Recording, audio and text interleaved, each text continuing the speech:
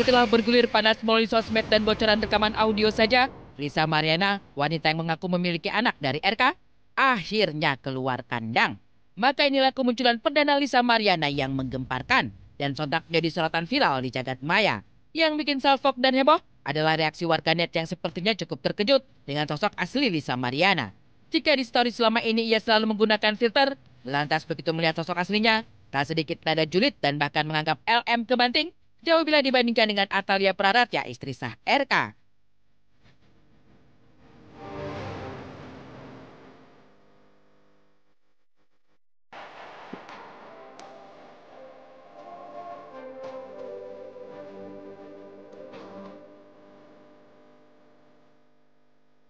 Tak peduli celotehan dan bahkan body shaming dari sebagian warganet, Lisa Mariana sepertinya memilih jalur perang terbuka dan mungkin saja sudah lelah dengan main kucing-kucingan. Kemarin, ibu dua anak itu bahkan menggelar konferensi pers untuk memperkuat dan memperjelas dalil-dalil yang sudah dilontarkannya selama ini. Didampingi tim kuasa hukumnya, Lisa membeberkan kronologi pertemuan dan relasinya dengan RK 4 tahun lalu.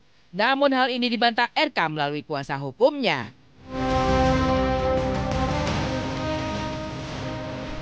Dari bulan Mei,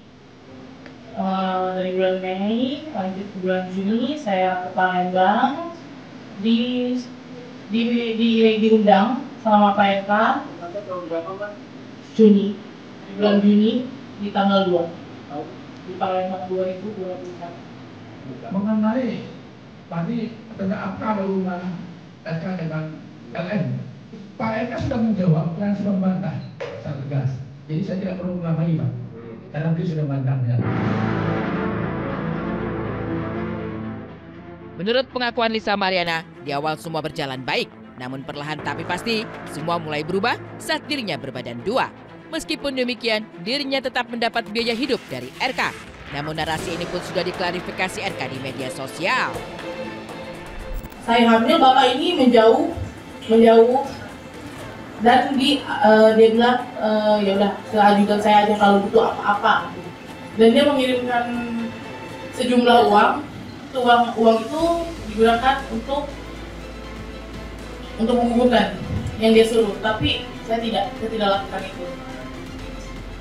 Saya pakai uang itu untuk bertahan hidup karena saya tidak bisa kerja karena keadaan sudah ini.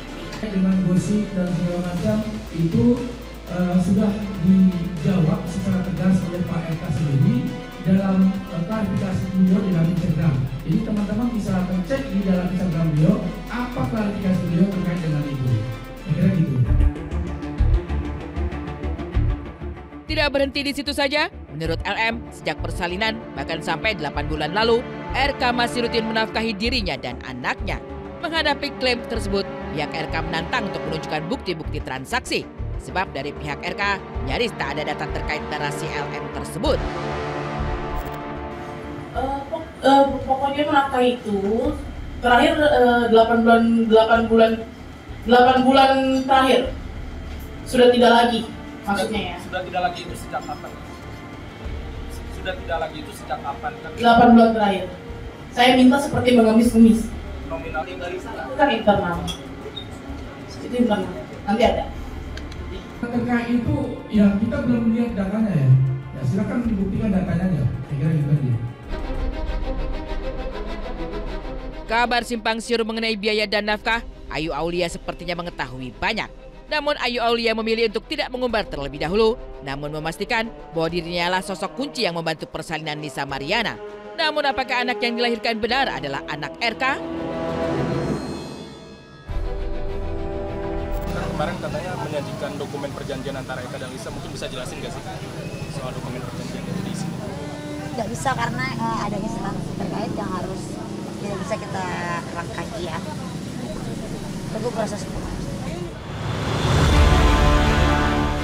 Ya, Ayu Aulia sendiri saat ini tengah naik pitam dengan Lisa Mariana karena sebelumnya kena senggol dari LM. Tak terima dirinya dituding sebagai selingkuhan RK, Ayu Aulia kini bersiap menantang Lisa Mariana di jalur hukum. Mengaku cukup mengenal LM, Ayu Aulia menuding LM berkoar demi endorse. Tapi menurut saya banyak teman saya juga yang gendut tapi cantik kok gitu. Tapi kalau emang ini adalah haknya, dia berani berkoar-koar dan membuat Indonesia gempar kan. Kenapa dia tidak berfight aja, fight gitu loh. Bagaimanapun itu hak anaknya gitu kan. Atau tes DNA gitu loh. Maksud saya, jangan cuma keluar-keluar di media aja. Habis itu ngambil endorse banyak-banyak. Kan kita jadi ada kecurigaan. Selain dari Ayu Aulia dan kian digoreng warganet, tudingan Aji mumpung terhadap Lisa Mariana kini santer terdengar pasca Pablo Benua angkat bicara. Sempat menghubungi LM untuk podcast, namun akhirnya batal. Lantaran LM mematok harga selangit hingga menembus angka 150 juta rupiah. Hal ini sepertinya kontras dengan pernyataan Lisa Mariana sendiri yang mengaku dari keluarga yang sangat berkecukupan. Lalu hingga pada akhirnya dia menyebutkanlah satu angka. Berapa, mintanya berapa. Ujung-ujungnya dia minta di angka 150 juta. Wah, minta 150 juta kan ya jujur aja. Kalau artis 150 juta, artis kelasnya itu seperti apa begitu ya. Lagi permasalahan begini lalu minta 150 juta ya menurut gua agak-agak aji mumpung sih. Tapi ya it's okay lah, gua nggak terlalu permasalahkan untuk masalah budget, gua bilangin. Kapan rencananya dia mau datang, sempat gue tawar juga, gue sempat tawar. Jangan segitulah, dari 150 juta gue tawar, coba ke berapa? 25 juta. Jadi gue tawar 25 juta. Gitu. Nah ujung-ujungnya,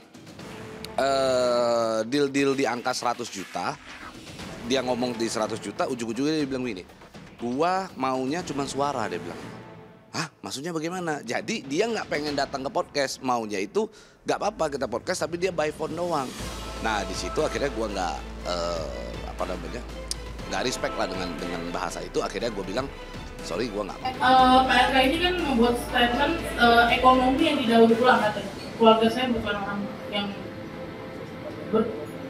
keluarga saya orang berkecukupan dan keluarga saya selalu support. Ya, kalau sudah selesai 4 tahun yang lalu, kemudian ini kemudian ini menjadi konsumsi publik sekarang, kira-kira motifnya apa? Nah, saya melihat kasus ini tentu motifnya ya motif yang tidak baik. Terlanjur basah, mending mandi sekalian. Pertaruhan berani Lisa Mariana kini dengan sendirinya seolah hendak membuktikan bahwa ucapannya melahirkan anak RK benar adanya. Setelah saling menantang untuk tes DNA, praktisi hukum Hotman Paris justru melihat tes DNA dalam kisru LM dan RK jadi sulit kalau bukan karena putusan pengadilan. Saya menunggu ada dari pihak saya, karena undangan dari pihak sana. Karena saya bingung harus mulai dari mana. Saya melakukan tes DNA ini sesuai SOP Indonesia di Indonesia ini agar saya takut ya, jujur saya takut direkayasa.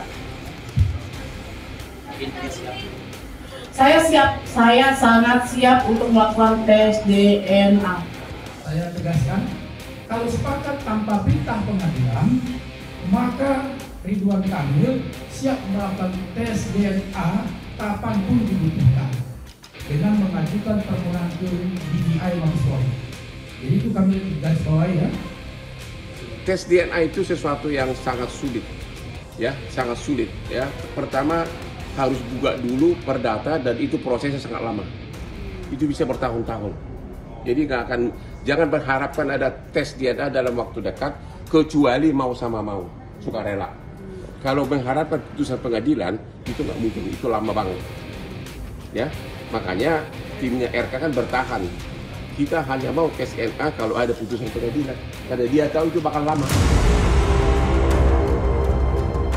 Hanya saja, di saat kisru adu tes DNA bergulir panas, tiba-tiba saja beredar viral video syur di mana pemeran wanitanya diduga mirip LM, sementara pemeran laki-lakinya diduga bukan RK. Lantas, benarkah bila LM terbukti pemeran wanita dalam video panas berdurasi 4 menit tersebut, bargaining hukum seorang RK bakal menjadi kuat? Berpendapat, ada perkembangan baru yang bisa dipakai oleh RK, yaitu sekarang ini sudah beredar video porno. Saya nggak tahu apakah itu benar cewek itu atau tidak. Makanya kalau mau harusnya RK segera melakukan audit forensik terhadap video itu. Dan kalau memang itu adalah cewek itu, suruh orang buat laporan polisi ke Mabes Polri.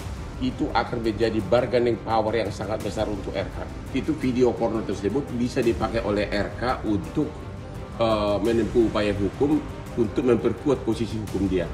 Kalau dia jadi tersangka, ya siapa tahu akhirnya kan jadi semuanya jadi berdamai, cabut laporan segala, dia nggak ada viral-viralan lagi gitu loh, ya. Keluarkan masalah ini. Tapi sempat percaya nggak? Oh, video itu bukan video porno, emang iya, tapi bukan dia kan? Tapi lisannya iya, tapi bukan itunya gitu. Tapi sempat percaya nggak bahwa itu anaknya RK ketiganya? Di hati ada setengah percaya, setengah enggak. Cuma ini aja buktinya aja deh gitu aja. Kita butuh bukti, bukan butuh lihat. Kita butuh bukti.